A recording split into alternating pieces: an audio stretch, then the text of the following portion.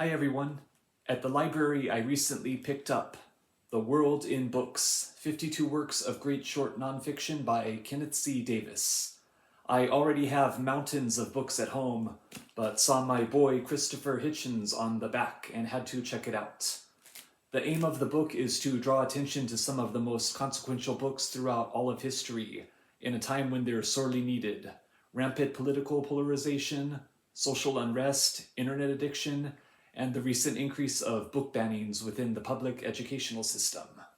I love this book, finishing it within about a week. Even with so many big events, places, and ideas, the content is extremely easy to process, and it feels like the author is right there talking to you at times. I've previously read about 10 of the 52 books listed. Many I was aware of but haven't visited yet. Even better, I was sold on exploring some books I never even heard of.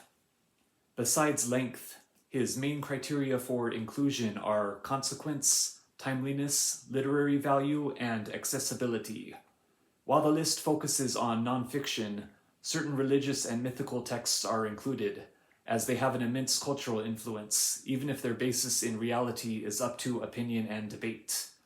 I was impressed enough to talk about half the chapters in this book, but for brevity's sake, here are 3 which really stood out. Not knowing a ton about Gilgamesh besides his origins in Mesopotamia and the references in Final Fantasy, the story and themes from one of the world's oldest books, the Epic of Gilgamesh, was excellently summed up, and I was surprised to discover that new fragments of it are still being discovered as of 2015.